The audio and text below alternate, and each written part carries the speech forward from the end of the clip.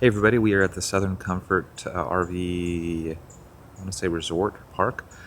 This is in Homestead, Florida. Where's Homestead first off? Homestead is in the very bottom of Florida. It's actually below Miami, which is like pretty far south in Florida, right above the Keys. Why are we in Homestead?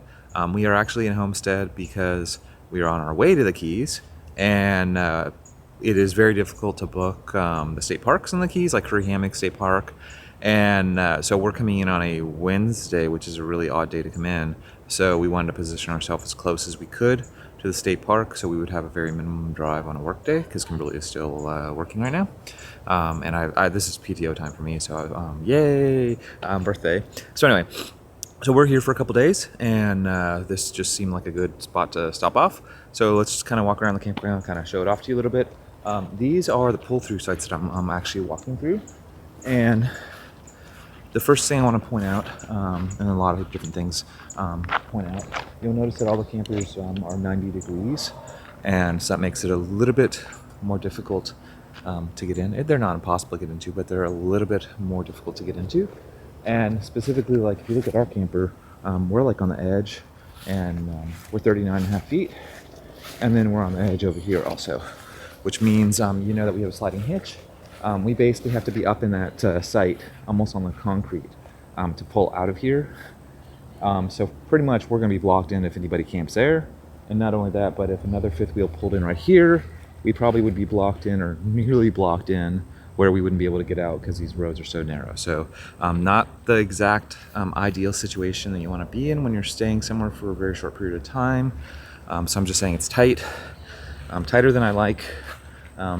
If I own this park, like the first recommendation I would do, and I don't know how feasible this is to change all these sites so they all were just slightly angled.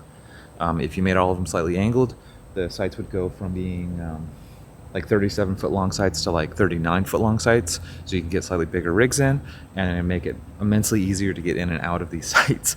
So it just seems like win-win. Maybe you would lose like one of the edge sites or something, maybe you'd have one less site, but you can see they're not full. There's like all kinds of empty spots. Maybe on a holiday weekend they're full, but they're not full. Then width.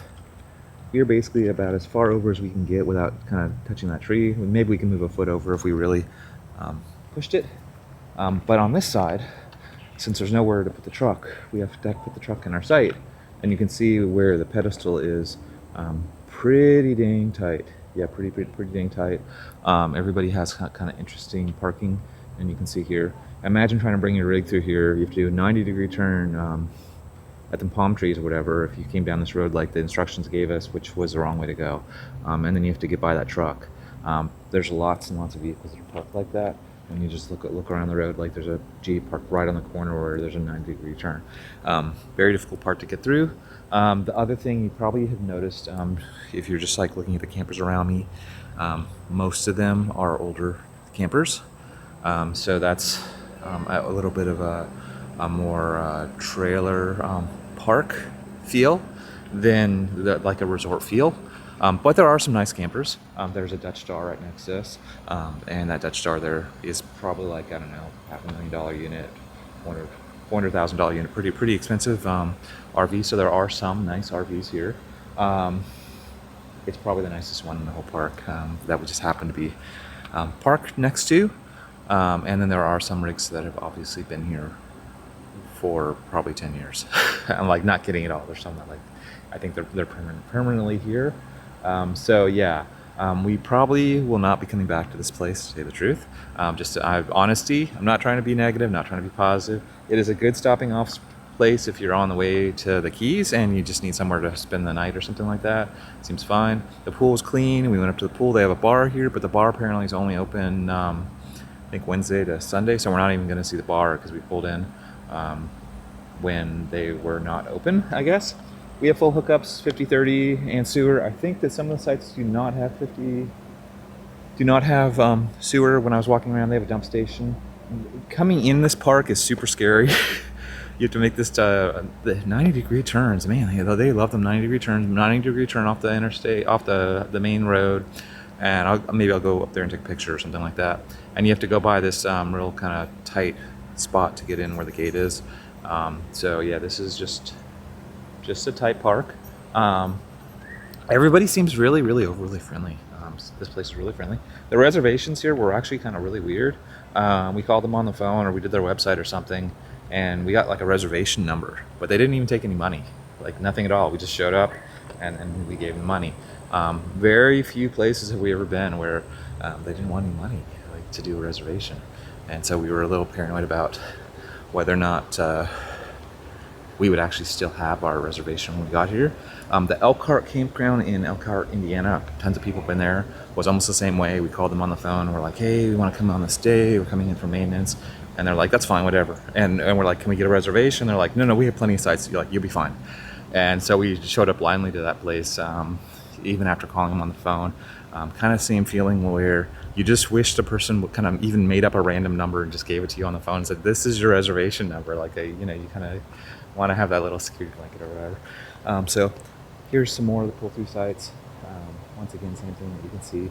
Same exact length, little tiny picnic tables, kind of older, a little more rundown.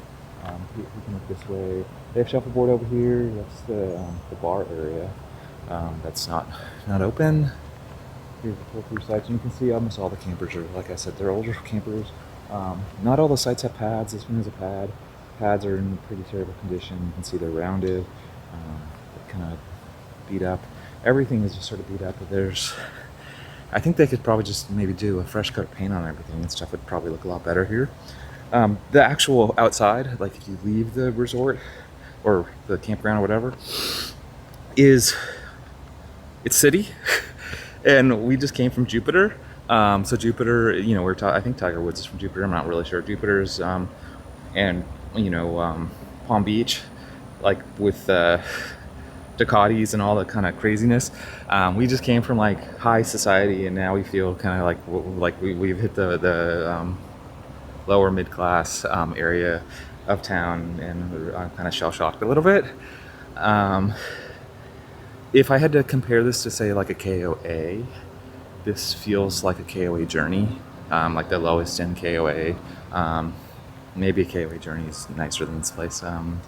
When we pulled up and we were getting hooked up, this is going to sound bad, but we pulled up and my wife was Kimberly was really distracted on the phone. I was trying to figure out what she was doing while I was like unhooking.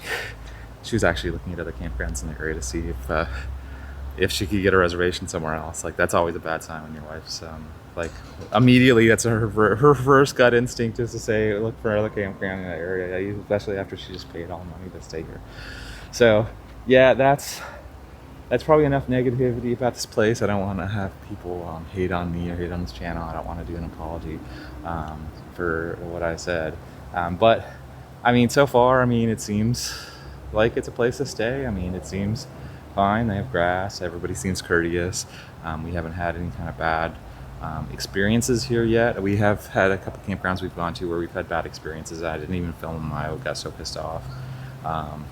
And a couple of them, I even shot videos there, and like I have videos I haven't released because I was so pissed off with them. I just decided never to release a video on them. But this one is fine.